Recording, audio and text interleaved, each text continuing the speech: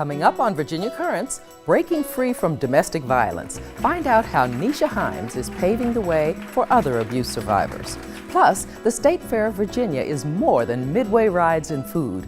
We show the importance of its rural heritage. Also, see how historic landmark cases come to life by writer Rebekah Pierce during Daphne's Corner. And the popular and poetic music of Marie Miller, all next on Virginia Currents.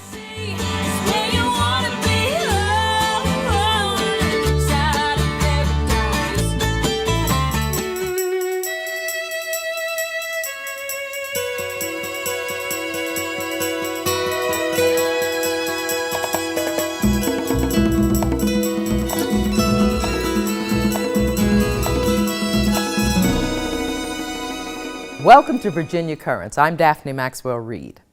The launch day for the nonprofit group GROW marked the 5-year anniversary of the day Neisha Himes vowed to never let her abuser put his hands on her again. GROW stands for Girls Recognizing Our Worth. It helps survivors of domestic violence get back on their feet and connect with resources needed to lead a life they deserve, free from abuse. We visit founder Neisha Himes in her home as she shares her journey of survival and healing. It's me, the poet, Beautiful Disaster. I'm here with my girl Mimi. She's going to take me do this poem over a beat. Because every time I do an open mic, somebody says I sound like I rap. So this is me going in over one of my favorite artists, Drake. So yeah, we about to do this.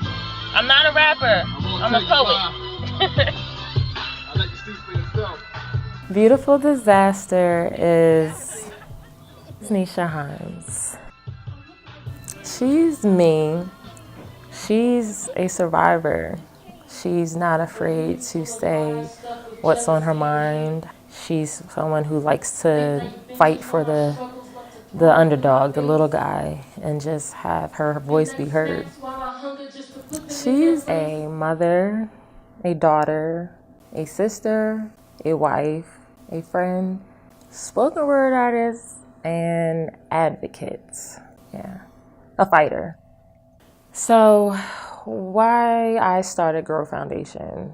The launch date is March 26th, and the significance of that date is it is the 5-year anniversary of the last time I was physically assaulted by this gentleman.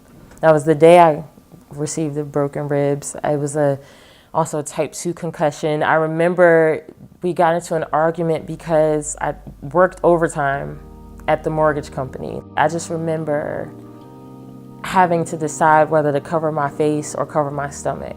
You know, you only have 2 hands. It was the most vicious that it had ever been, and just being thrown into walls, and I'm fighting back, but I'm no match. I tried to call 911. I remember it knocked my phone out my hand, and I just remember screaming. When it was finally over, I mean, just my neck was bruised, just everywhere hurt, but it was more so not just physically, just like I felt like I was just completely broken. This is for every adjective that couldn't describe words in pain, and every now and I tried to remember when you forgot you said you changed. All I knew was I didn't feel like a person. And then he moved my bangs out my face and tucked it behind my ear, and just really calmly, he asked me if I wanted something to drink. He told me I was upset, that I was, getting myself worked up. This is dedicated to all of you I love yous when I didn't love myself. It made me walk away. He started insulting my family. And I just have to point out, this wasn't my kid's dad who did it. It was someone who I dated after ending the relationships with their dad. This was an interracial relationship. He called my mother and my sisters a So for me, it was just like, wow, it's one thing to berate me, to tell me I'll never amount to anything, to put your hands on me or whatever, but to call my mother and my sisters, the women that I'm closest to in this world, something as demeaning as a nigga, I just thought, how could I accept that? They're not here to defend themselves. So if I take that abuse and being disrespected, fine. But I refuse to let them be subjected to, you know, something so demeaning and me not stand up for them. So essentially it was just me, I guess at the time, caring more about them than, you know, than I did myself, but that's what made me walk away.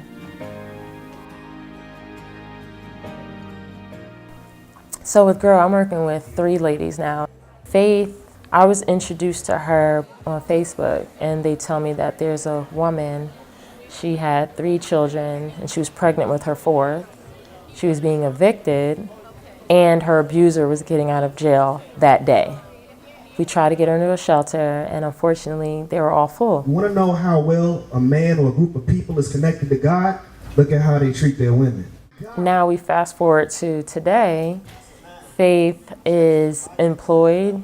Someone donated a car. And that's what I remember, just not knowing her and going to see this woman in the hospital after she gave birth. And, you know, we both broke down crying, and I just said, you know, we're going to have a date. September 6th, we're going to have a date. We're going to sit over a glass of wine and a dinner at a fancy restaurant, and we're going to remember this day. And it's just amazing to see how far she has come. Males are victims too. I've had males reach out to me and say their girlfriends are abusing them, but they can't say anything to their guy friends because they'll be considered soft or a punk. This particular guy who reached out and gave me another outlook, he asked me if I knew of any anger management classes. And what I found was that there aren't as many anger management classes for batterers or things like that. And you can't fix one side of the problem. You can't rehabilitate the victim and release them back into the world healed and feeling good and self-esteem, but then you have this guy who's still abusing people. We need to stop both. I love what I do, even though a lot of it involves seeing the ugly and seeing the broken and seeing the pain. I also get to see the rebuilding. People tell me all the time that they're proud of me, you know, and I just remember being that woman who just, like, I was ready to leave all of this. No longer a slave to the notion that I will die a victim, but rather live a victor. I am a survivor. I'm a survivor that did more than survive. I became alive. I became a fighter. I became a fighter armed with the love of self, my family, and a voice for like, I was ready to give up, and I didn't. And just because I cry when I tell it sometimes, it doesn't mean it's tears of, like, sorrow. It's tears of just, like, I overcame this.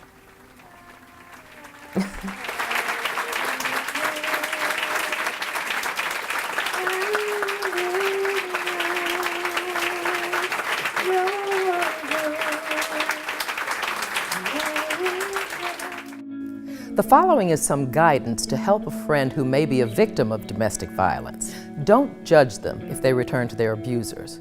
Always offer to listen. When you notice injuries like bruises, document the day and time and take photos if possible.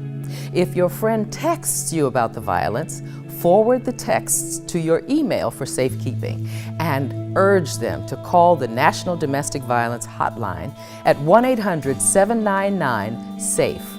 Also, visit Neisha's website at growfoundationva.org.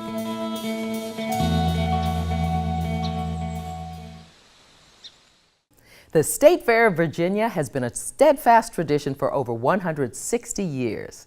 Having bounced back from bankruptcy in 2012, it is now owned by the Virginia Farm Bureau Federation and draws in close to 250,000 people a year.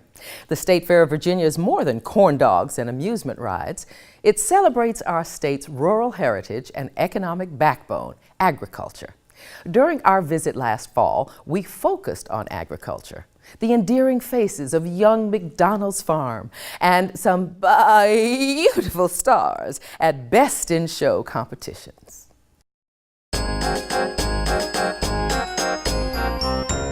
The fair started back in 1854 in Monroe Park, which in what was then the edge of Richmond. It took a break during the Civil War, as most things did, and it's moved around central Virginia since then. It was for many, many years, it was Strawberry Hill in eastern Henrico. It came up here 9 years ago to what is the former home and birthplace of Secretariat, Meadow Farm, now Meadow Event Park, because we felt that it needed a more agricultural slant. There have always been horses involved with the fair ever since the fair was started in 1854, and even racetracks. The early fairs had racetracks. I would imagine we are the only state fair in the country that is located at a National Historic Landmark, and it is such a beautiful agricultural setting.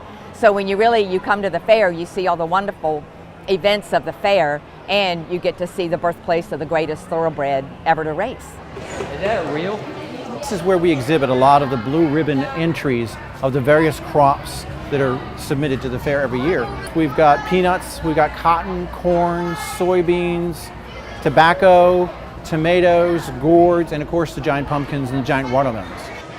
Well, probably the most common field crop in Virginia is still corn. Probably the second most common field crop in Virginia is soybeans, and that's because it is enormously versatile. It can be used from everything from biofuels to animal feed. The oil can be pressed and used in any number of products like cosmetics, newspaper ink, or crayons. I volunteer at the State Fair because I want to plan for the future. I realize that most of our population does not live on the farm. They do not know that peanuts are grown underground. They do not know about soybeans or corn or milo. And the only way for them to make informed choices is for them to be educated. And so, yes, if I take a little bit of the busiest time of my year and spend over here and talk to people, it pays me back down the road through my son, through my grandson, and hopefully to the next generation. This is the way what farming has evolved into. What was 40 acres and a mule is now 800 acres and a big piece of equipment like this. I remember my father would have to go out in the field with his single row planter. He would work all day to get just a few acres done. That's the way they harvested corn, one ear at a time. They had a wagon going behind the men, and they would grab an ear and they would throw it into the wagon. That's the way they did it. In a few minutes, we can get a few acres done with this machine. So many children are so many generations away from any sort of contact with agriculture. When you think about it, like 300 years ago, 98% of Americans were farmers or lived on the farm or knew what agriculture was, and that's been almost completely flip-flopped now to where only 2% of Americans are on the farm and everybody else does everything else. Coming to the state fair not only gets them off of their electronics and their iPads and walking around, but it also allows them to see and touch and learn about really the economic foundations of our culture and our economy. We have chickens, we have alpacas, we have a sow with baby pigs, we have a Jersey dairy cow, 3 different breeds of beef cattle brought to us from Virginia Tech. We have a donkey with her 6-month-old male foal. We have the Boer goats, and we have Holstein cattle. A lot of the animals are brought in from people that donate them to use us for the fair, and then we'll pick them up after. I do enjoy coming and speaking with the kids, and big kids too. I probably answer more questions from adults than I do children. They're right now about 16 days old, and they've almost doubled in size in the week they've been here at the fair. The little runt, he's in there trying to get his milk right now. Mama was weighing about 400 pounds, and when she lays down, if they're not out of the way, they're in trouble. That is an Indian runner. They can't fly. Some people that train border collies use ducks like this. They'll walk upright, but they'll use them to train the dog as far as working cattle. They can make them go through an obstacle course. We have a local dairy that provides us with cows. They breed these cows 9 months in advance of this, in preparation for this. We let them have a natural birth. We don't do any inducing of labor. They have on their own. If we have to help them, we do. It's kind of a little different atmosphere for the cows when they're here. They're not used to 400 people standing watching them like it is some days.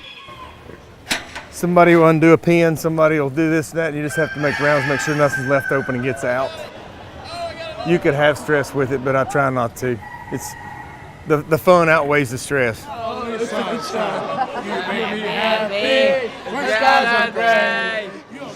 Currently going on behind me is the Youth Beef Showmanship Contest, which is an event where the children themselves are actually evaluated on their ability to be able to handle the animals and to exhibit the animals to the judge to the best of their ability. The importance of the livestock shows, obviously it gives the youth an opportunity to exhibit animals that they have raised and they have cared for, but really underlying that is the responsibility that they learn, the opportunity that they have to network with others and to meet them. And really what we're trying to do is we're trying to teach positive youth development and positive life skills to these youth, and they gather all of those things through these livestock projects that they participate in. Life in general for these young people is not what you would see for a typical teenager or a typical young person. They put in a lot of hours. Most of these children are up very, very early in the morning before they ever even leave to go to school. They have the responsibility of making sure that their animals are fed, that their animals are cared for. The same thing when they come home in the afternoons. And also the other thing that has to work into that is there are tons of hours that go into working on these animals, preparing them and training them so that they can get them here. You gotta wake up early and you gotta walk them and you gotta feed them, and you kind of have to, after about a few weeks of walking them on the halter, you kind of have to break them, which means like there's this special collar, it goes under, it's a chain, and then at the top it's like a leather part, and that's how you hold them in the show. You have to trim their hair a little bit so it's short so the judge can feel better and they don't get all the fluff. And then you gotta trim their hooves. You don't wanna trim too much. You kinda wanna stop when you can see pink. It's rewarding because sometimes when younger kids come to the fair, they like to learn about the animals, and then you teach them and they're like really happy and they have a smile on their face, and it makes me happy. I love sheep. My dad grew up showing sheep, both my parents grew up showing sheep, and I love the hard work. I love seeing my work pay off, especially at the state fair, winning, and it's just really fun. Judge looking for muscle expression mainly through market, just kind of how wide they are is without fat. We have to run them, exercise them. You have to train them to be able to walk in the ring, presentable to the judge. You can't have your sheep jumping up and down when the judge is trying to handle it, so a lot of hard work goes into it. Projects like this get youth involved, and lots of times we will have youth that do choose to continue, whether it's as a career or whether they just choose to have agriculture in their life as a hobby farm or on a smaller scale than a full-time living, but it certainly prepares them to be able to carry on for a career in agriculture. Let's give all these young people another round of applause for a job well done.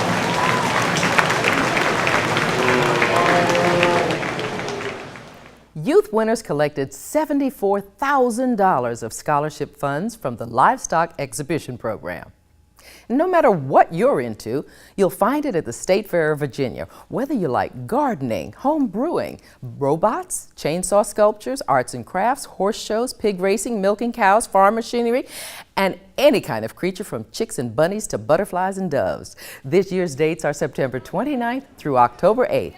Go to statefairva.org for more information. Hey guys, want to meet my baby dinosaur? His name is Tiny T. He's just a little guy. Now, y'all can say hi, but we suggest you not pet the dinosaur. He is a carnivore. You know, hashtag beware the tail. Hold it for a second here and take it for a little walk here. Say hi.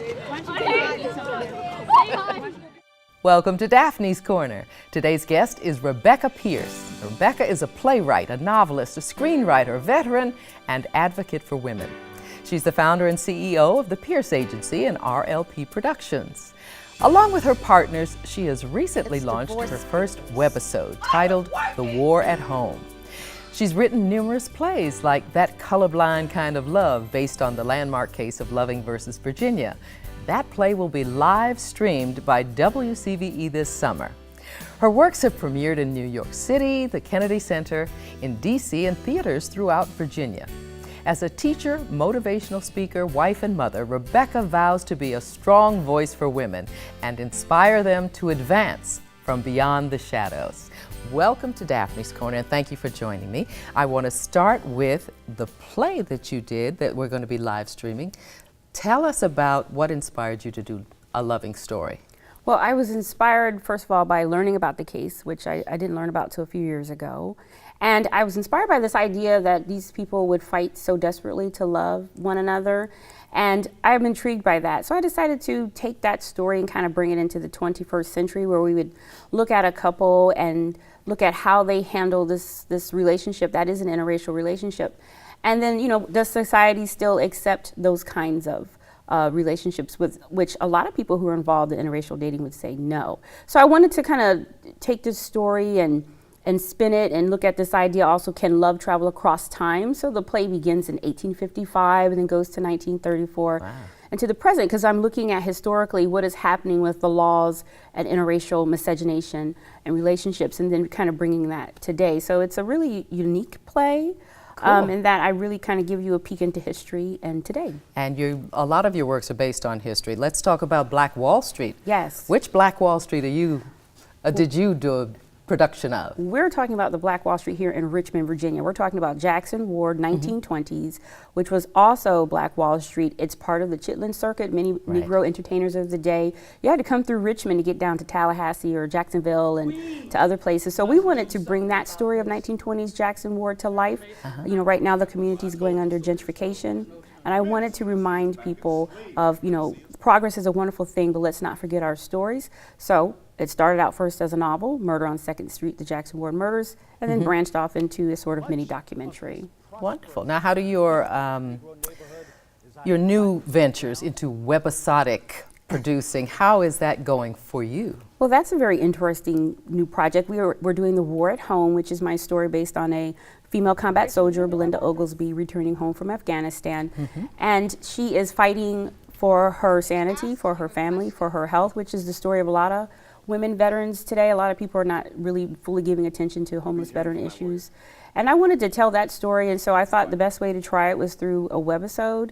So, you know, it's interesting because I've been getting wonderful feedback from veterans. Good. Well, you are a veteran. Yes, I am. But it's scary when you put out something about us and then that community responds in a positive light. I'm telling their stories, which is really quite interesting. Wonderful. And what other projects do you have on the board they are getting ready to get done? Well, That Colorblind Kind of Love, of course, and then hopefully we can get the support to do a season 2 of The War at Home. And then, of course, I have another historic piece that I hope to put out one day, The Secret Life of Lucy Bossman. And then, of course, hopefully do more theater. And you're a busy lady, and you have 2 children. Yes. How do you get it all done, dear? Well, one of the things I like to tell young women is that I stay in my lane. I am an educator, and underneath that umbrella of education is teacher, writer, and speaker. I don't do anything that has nothing to do with education. So I don't take on projects that don't relate to informing and educating the community. Right. So I stay in my lane. Wonderful. It was lovely having you here today. I love talking to you. And to see more about all these things Rebekah Pierce is doing, be sure to check out her website, RebekahLPierce.com. You're not alone, you're not alone, you're not alone. You're not alone, you're not alone, you're not alone. Our spotlight on Virginia music shines on singer-songwriter Marie Miller. With Billboard music hits like You're Not Alone and 6'2", and a lot of airplay on Sirius XM, VH1, and CMT, her music crosses all genre. As a child growing up in the Shenandoah Valley with 9 siblings, Marie performed with her family band and then with her sister in the bluegrass duo, the Miller Sisters. She started writing music at age 12 with a song based on a poem from Lord of the Rings. In Letterbox, an album expected out this spring, her songs focus on relationships. One of her biggest inspirations is her sister, who was born with Down syndrome and is a cancer survivor. Here now is a clip of the acoustic version of This Side of Paradise. And thanks for watching Virginia Currents. Join us next time for more inspiring stories. I'm Daphne Maxwell Reid.